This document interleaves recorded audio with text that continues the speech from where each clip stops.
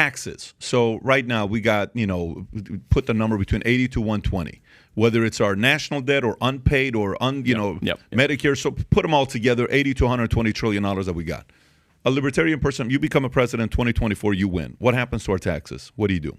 Well, I mean, I would work to repealing every tax that I possibly could. I mean, there's nothing. I mean, if you're talking about the debt that we have, that's one thing, and the only answer to that is to essentially cut spending and default on what we're going to default on, because there's no way we could ever tax ourselves the $100 trillion in unfunded liabilities that we have coming up over the next few decades. But look, my buddy Scott Horton, who's everyone here knows is a brilliant libertarian, he always puts it this way, right? But if you're thinking about like the income tax, imagine we didn't have an income tax, we didn't have an IRS, and we were just living in like a free country, and Vladimir Putin invaded, or let's say the Soviet Union invaded and conquered America, and they took over, they created the USS IRS. They said, now we have this organization, and we have just dictated in this country that producing things is a crime. Being a productive member of society is a crime, and the punishment is a fee. And the more productive you are, the higher your fee is going to be. Yep. And we are suspending the Fifth Amendment. You no longer have the right to not incriminate yourself. You are legally obligated to incriminate yourself every single year. You no longer have the right to privacy. You must give us all of your information, and we will look over it. We will ruin your life if we want to. We will destroy families, lead to suicides, go back 20 years if we want to, and demand all of your records. If that was created, we would all very clearly go, we have been taken over by a totalitarian regime. Warlord. And this is not the way that free people live. Yep. It is despicable in a professed free society that we have an IRS or an income tax. I would abolish it as soon as I possibly could, and then abolish all other taxes as well. There's no need for any of this whole system, and it doesn't even matter. I mean, look at the way we print money and spend money. It's completely untethered from how much tax revenue we raise. What do you do with the debt you owe to China and Japan? Well, I think that there's basically whether this happens now or later, we are going to end up defaulting on this debt in one of several different ways. Now, same like we did with the gold standard, basically. This is what Richard Nixon did when he took us off the gold standard. It was a big, giant default. We had made a promise that we would redeem our dollars in gold. France was like, we want the gold.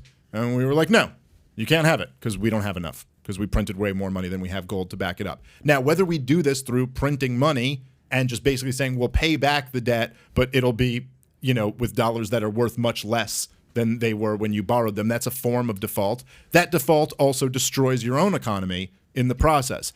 I think it would be much better off if we were to just acknowledge the reality of the situation, which is that this government is bankrupt, does not have this money, never was in a position where it could pay this money back. The result of that would probably be our national credit rating being tanked, and that people wouldn't lend us money in the future. So we'd have to drastically shrink the size of government. Yep.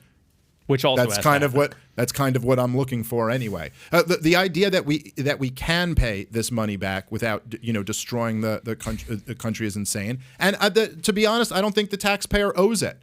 I don't think the taxpayer didn't borrow this money from people. Governments borrowed this money on behalf of the taxpayer. Yep. This isn't like a true debt, like in a private sense, where you borrowed money. This is like if you borrowed a whole bunch of money for your children, saying they'll pay back the debt, and then you just bought yourself a bunch of jets and a bunch of nice tanks. Boats and stuff like that, and tanks, right? And then they go, okay, well, does your kid owe that money back? I'd say no. They didn't borrow the money. I don't think you have a right to say the next generation owes this money. Well, and this isn't even, it's the next generation too, but even the current generation. Yeah. If I walked in here with a gun and said, great news, you owe all this money that I just ran up, but the good news is I have a new house, new car, new everything, yachts, I started a war, but here, you now owe all this money. You don't actually owe that money. I cringe every time I see a politician go, we're America. We pay back our debts. Good, you pay it back. We didn't consent to this. We did not agree to this. We did not sign this. This is not an actual debt that is owed. Now, another question is, okay, but without taxes, how does government fund itself? And the short answer to that is they're going to have to fund themselves the way everyone else funds themselves, voluntarily. If you aren't a government or a criminal organization, and in fact, a lot of criminal organizations fund themselves through voluntary commerce, but the ones that don't, that are thugs like how government operates, they fund themselves through extortion and protection rackets. And that's what government does. And surprise, surprise, that we don't get the best value out of a protection racket. When someone comes in and says, great place you got here, be a shame if anything was to happen to it, and then they rob you, the end of that story isn't that they do a great job protecting you. It's just that they don't break up your store, and they keep charging you more and more and more so that they don't break up your store. We need to force government to figure out how to get people to want to give money to it. And there are ways to do that. You can have direct fees for services. You can have like a voluntary transaction fee, which would basically be like a small insurance policy on any transaction you do. If you want to pay it, fine. If you don't, fine. If you don't pay it, you're not protected. You can't use the courts to sue if something goes bad with that transaction or whatever. And in doing it that way, government would have to make whatever that fee is worth it. No one's going to want to pay 40 or 50% transfer tax, but 5% maybe. So now that forces government to actually live within its means, because right now government does live within its means. Its means is whatever amount of money it tells the Federal Reserve to run up and lend to it. We need it to live within the means of what we want it to do, and the only way that's ever going to happen is taking away its ability to extort all of us under threat of harm. There's a big problem here, though. Most Americans are happy with taxes.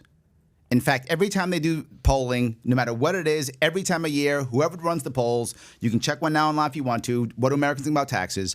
There's always a chunk of Americans who literally say, we're not taxed enough. So Americans overall are okay with taxes. So we have to change the American psyche on taxes. Absolutely. I think the first step is, believe it or not, simplifying all the tax codes. Is the number one thing as president I would push is to simplify I'd have to fight all the accountants, fight all the finance industry, fight all the tax prep people, but simplify the tax codes. You want a flat tax? What would you want? Flat tax is fine. Everyone pays X percent. You As long as it's zero, I'm cool with it. Well, that's a awesome. Joe Jorgensen. No. But the first part is... That's a Ron Paul line. Joe Jorgensen's was, I'm cool with any new tax plan as long as the rate is 0%. Yeah. So but you want to make sure that the people will accept it, and people are going to be unhappy if everyone pays the same rate. It's just how Americans are. So you've got to somehow say whatever is the poverty rate. Say, for sake of argument, $18,000. So any money up to $18,000 is untaxable. That makes people who are worried about taxing the poor feel safe. After that, $1 after, say, $18,000, or whatever number, I made the number up, but say after that, is now taxed at a flat fee, 10%, 5%. I don't care what the percent is. No matter what, that's the percent. However you get your money in, that's the percent. Number one. Second, I don't want to take money out of paychecks. I want people to write a check for their taxes in April. That's how we collect taxes. I want you to write that check to pay your taxes every year. So you feel it. I already do. It sucks. The average person it comes out of your paycheck. That's correct. I want you to go, I'm writing a check. Am I getting what I want out of this? What 1099 and business owners do. Yes, that's what I want. You know the crazy Everyone thing? should do that. You know the crazy thing? That will change. We can do what they're talking about. Do you know who came up with tax withholding? And when he was on his deathbed, he was the biggest regret of my life. Milton Friedman is the reason. Yeah, Milton I did not know Friedman is the reason for he tax literally withholding. created the withholding tax. And he said it's the biggest mistake I made. FYI, in 1862, Lincoln said we need money, folks. He went and taxed America. Wasn't a big number, 7%. I think it was tiers of 3%, 6%, some small number like that. Civil War. He said once we pay off the Civil War, we'll stop taxes. Do you think taxes stopped? It did 9 years later. There was no taxes because we paid it off. Nice. And then the next time around, 1903, all this other time, that's when everything else showed up. So if you like this clip and you want to watch another one, click right here. And if you want to watch the entire podcast, click right here.